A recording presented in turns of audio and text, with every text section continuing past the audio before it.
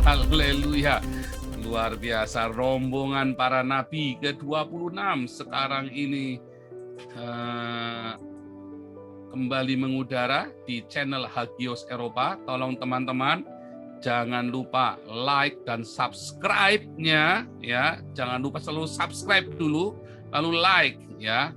Dan juga jangan lupa jangan ditinggalkan yang Joseph Paulusang YouTube-nya ya, karena masih tetap aktif ya, masih tetap aktif. Saya sedang appeal supaya strike itu diangkat ya, jadi tidak kena masalah. Nah teman-teman, hari ini kita kembali bicara tentang rombongan para nabi ini ya. Rombongan para nabi bicara tentang melawan kebodohan, fakta bahwa Islam meruntuhkan kerajaan Majapahit ya. Dan telah hadir bersama dengan kita seperti biasa sahabat kita budayawan Sutrimo ya. Rahayu Pak Paul, rahayu semuanya. Ya, ada budayawan kita Pak Sutrimo dengan para kiai-kiai sepuh dan juga tentu saja dari Islam Nusantara ya. Luar biasa teman-teman, ini selalu semangat. Nah, Islam yang kita pelajari adalah bukan yang Islam yang asli, yang harusnya kontekstual. Seperti halnya dengan Kekristenan kontekstual, waktu disebarkan di Nusantara ini melalui Kiai Sadra, yaitu Tunggul Wulung, dan itu adalah Islam yang disebarkan pada awalnya saya bilang adalah Islam yang sebetulnya ramah. Tetapi hari-hari ini kita menemukan orang Islam yang marah. Ya, dan orang-orang Islam yang marah ini yang awal-awalnya meruntuhkan kerajaan Majapahit. Dan kita akan cerita asal usulnya bagaimana sih. Oh, jangan dipikir Hindu, Buddha juga nggak marah-marah. Oh, marah-marah. Ya, Kristen juga marah-marah. Nah, tetapi kalau kita melihat ya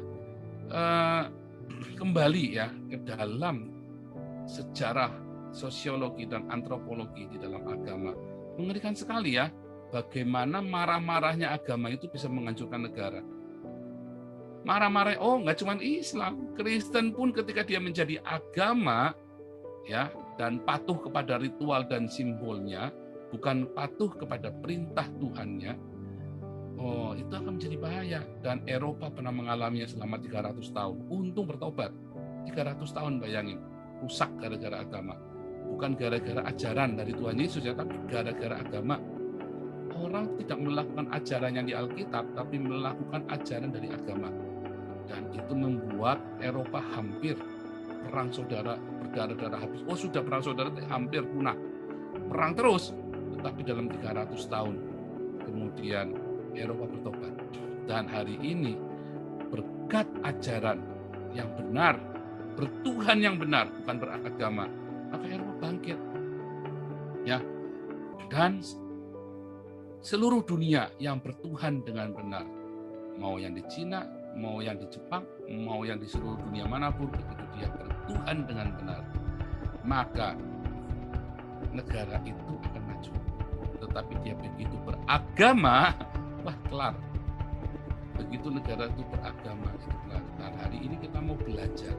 Ya, di sini ada budayawan Pak Sutrimo dengan timnya ya dari Rakyat Jasa Eropa. Namanya apa Pak? YouTube-nya Pak? Rakyat Prasaja. Prasaja ya. Nama YouTube-nya Pak? Rakyat Prasaja. Prasaja TV. Nama YouTube-nya Pak? Rakyat Prasaja TV. Rakyat Prasaja TV. Rakyat Prasaja TV ya, dan juga di sini juga hadir bersama dengan kita ya yang selalu setia di dalam mendampingi bicara tentang sejarah, yaitu sejarawan Raja Uti. Nah, nanti kita akan bicara bersama-sama, duduk bincang-bincang, teman-teman boleh bertanya. Di sini juga ada Pak Pendeta Nathanael yang juga belajar banyak sejarah Tunggul Wulung dan Ki Sadra. Nanti kita akan cerita ya dari semua ya, bagaimana sebenarnya ketika Tuhan diajarkan dalam sebuah kontekstual budaya, itu akan lebih tepat sasaran dan lebih membangun daripada agama yang diajarkan dengan ritual dan simbol. Beda banget ya. Bahkan itu tadi ya, kalau kita melihat bagaimana kiprahnya Islam pertama kali ya, yang dengan kontekstual, dan saat itu diterima dan damai. Begitu Islam ini berubah, ya, taat kepada yang ada di Ottoman Turki, membangun keemiran, selesai sudah. Saya serius ya teman-teman, saya serius. Ya, Islam yang diajarkan dalam konteks budaya Jawa, pewayangan, kemudian tunduk kepada Ottoman Turki. Hari itu selesai sudah. Dan Majapahit pun runtuh. Karena ada misi-misi lain yang dibawa. Ya, termasuk ya ketika di era-era Belanda masuk, maka negara kesultanan ini mulai dia jual tanah dan air serta rakyatnya kepada Belanda. Itulah sebabnya saya tidak pernah setuju kalau bilang Belanda menjajah. Tetapi Belanda membeli apa yang dijual oleh para sultan-sultan Islam yang tunduk pada keemiran, pada Kesultanan Turki Ottoman, Utsmaniyah ini. Ya, nanti kita cerita ya, ini ganas-ganas. Kita mulai nanti yang di Jawa, Pak Trimo bisa ini masuk, dan yang dari Sumatera juga Pak Rajauti, tapi nanti kita bermuara di Majapahit, karena kita temanya adalah Majapahit ya. Kita nggak mau kemana-mana, kita cuman yang lain itu cuma buat pengantar dikit, nanti begitu udah bias kita arahkan lagi Majapahit lagi. Waktu runtuhnya Majapahit, yaitu Prabu Udara lawan ini ya, waktu anak lawan orang tuanya sendiri. Oke, kita mungkin, ini Pak Rajauti udah standby ya, Pak Rajauti ya. Ini Pak Sutrimo ada mau bikin PowerPoint atau apa nggak buat presentasi? Oh, enggak Pak Paul. Kita langsung. Waduh. Ini dalang ini, cuma dalang monolog jadinya dong. Ya, monolog. Oke. Ya, kita mulai ceritanya Pak Sutrimo dulu ya. Pak Sutrimo biar dalang dulu, ya, kita sama-sama nyimak. Oke, 20 menit berikutnya. Nanti begitu 20, nanti sambil pegang ini ya. Jadi waktu dalang sampai di mana ceritanya, nanti Rajauti nyambung. Nanti saya ngegongin terus. Ya, saya gubrak-gubrak. Teman-teman jangan gubrak-gubrak. Nanti kena masalah. Saya saja yang gubrak-gubrak. Oke, silakan Pak Sutrimo. 20 menit berikutnya. Oke, lanjut. Rahayu Sugeng Dumadi. Rahayu Sutrimo. Sebentar. Ini saya mute all dulu ya, supaya jangan ada suara-suara sumbang nanti ada yang aneh-aneh ya. Teman-teman, saya mute all, kecuali yang jadi co-host. Pak Sutrimo sudah bisa menyalakan mikrofonnya sendiri. Silakan, nyalakan mikrofonnya sendiri. Pak Sutrimo, mikrofonnya dinyalakan sendiri. Ya, terima kasih silakan. Pak Paul, terima kasih untuk semuanya saudaraku yang ada di Zoom dan channel Pak Paul Zhang ini. Ketika kita bicara tentang keruntuhan Majapahit, memang yang raja yang terakhir itu kan yang dikenalnya Brawijaya V. Di sisi lain, data-data tentang Brawijaya V ini kan banyak yang hilang, banyak yang dikaburkan, sehingga beberapa orang yang bisa terjadi pro kontra tentang keruntuhan Majapahit.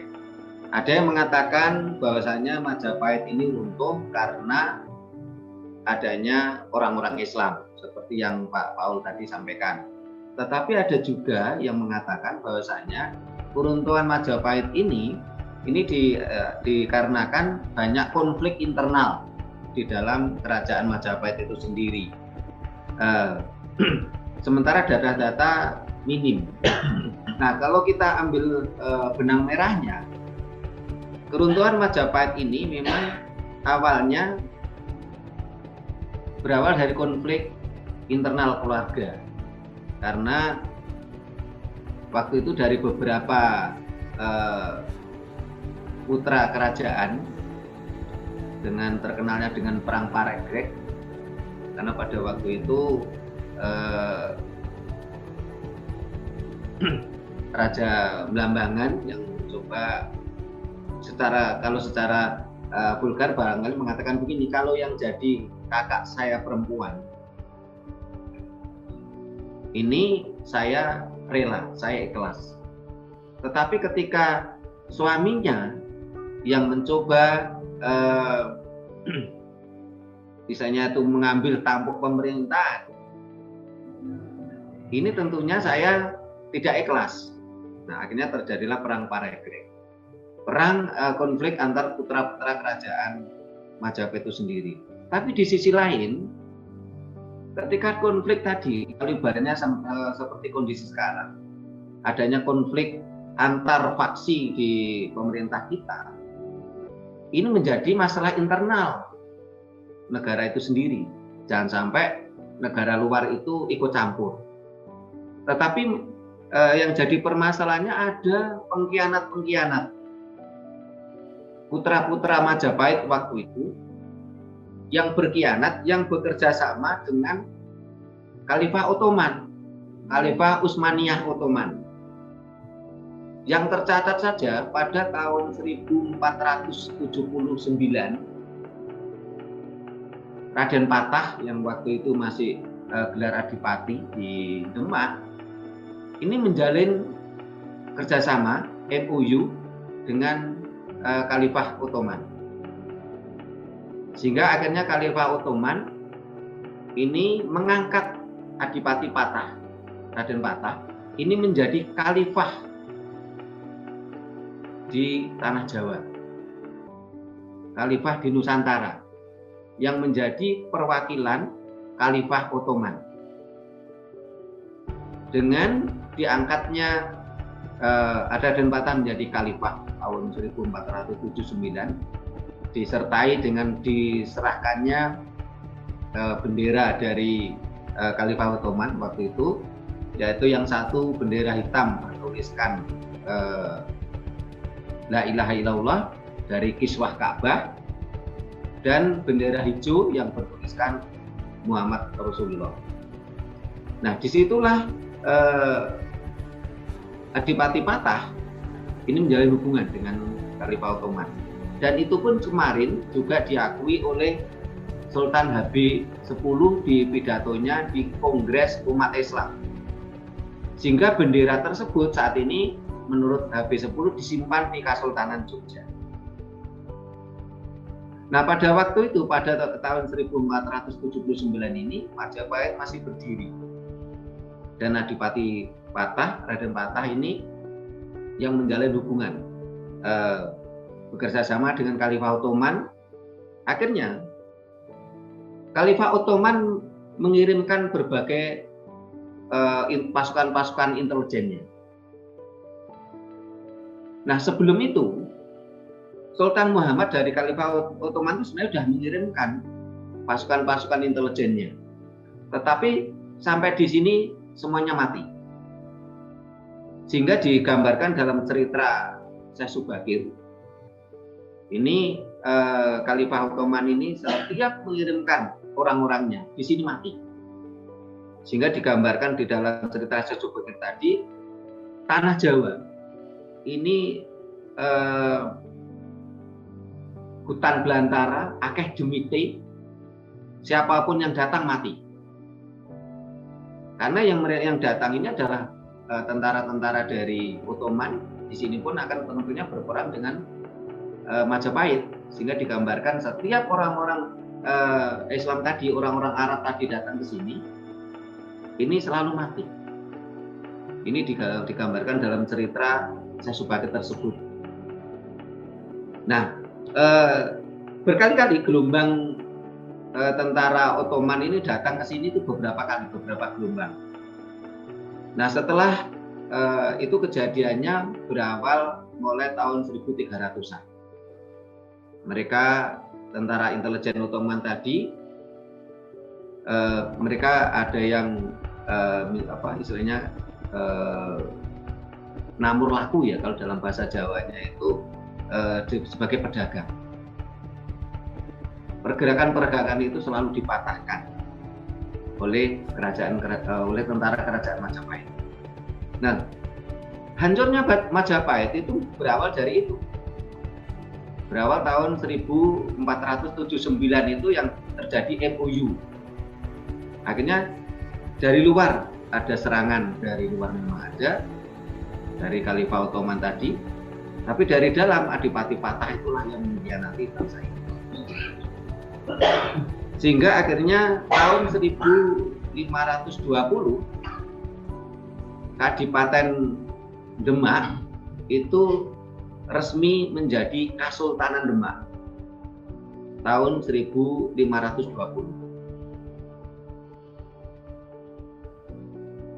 Jadi tahun 1479 itu diangkat oleh Khalifah Ottoman, Raden Fatah ini, terjadi MOU, tapi Kadipaten Demak ini sudah resmi menjadi Kasultanan itu tahun 1520. Nah, keruntuhan setelah itu terjadilah perang-perang yang luar biasa. Banyak diceritakan di berbagai babat. Salah satu contoh namanya ada babat Kadipaten Probolinggo, yang waktu itu putra Adipati Probolinggo ini sudah mau menikah dengan putri Adipati Lumajang. Ini pun persiapan mau pernikahan itu hancur karena diserang oleh tentara-tentara dari Demak yang dipimpin oleh Sunan Bonang.